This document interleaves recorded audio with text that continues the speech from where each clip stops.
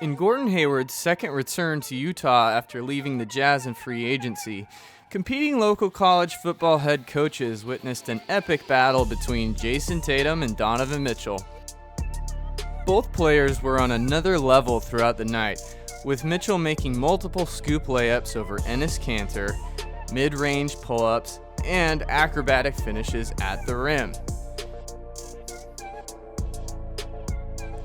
Tatum was a nightmare for the Jazz defense, with his ability to hit step-back threes, generate layups out of the post,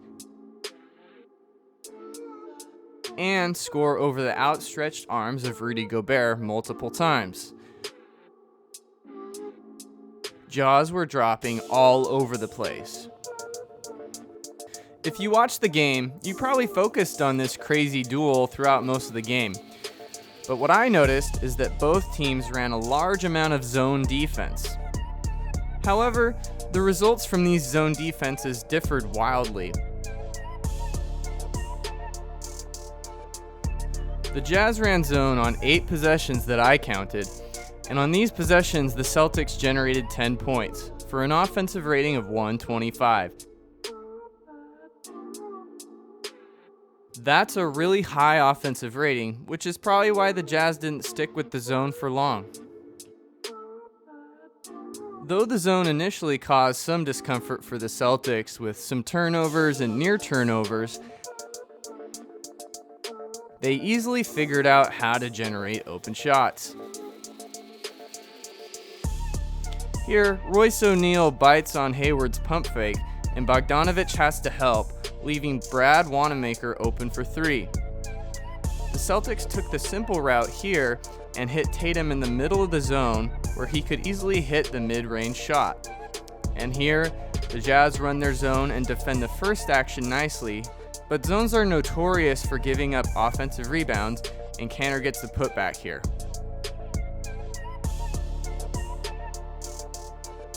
And I'm not sure if the Jazz are in zone or man here, and I don't think they know either, as Marcus Smart waltzes into a wide open 3 in transition. After this shot, he went on to nail an additional 2 3-pointers, one after the other. The Jazz, on the other hand, could simply not execute against the Celtics zone. By my count, the Celtics ran zone on 13 possessions, and the Jazz scored a total of 5 points on these possessions, for a grand total of an offensive rating of 38. That's right, 30-fucking-8.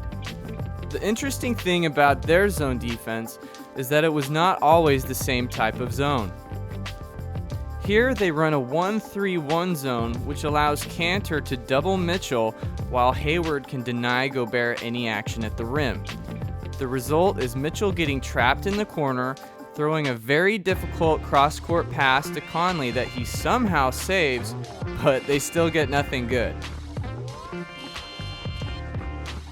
The Celtics also ran sort of a combination between a 2-3 zone and a 2-1-2 zone, allowing the man in the middle to roam high or low depending on the play.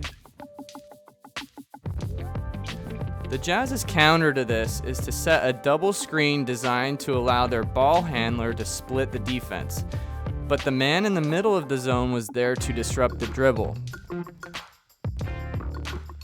This one is similar, and Conley ends up throwing the ball away because Gobert is initially setting a flare screen and then for whatever reason decides not to set it.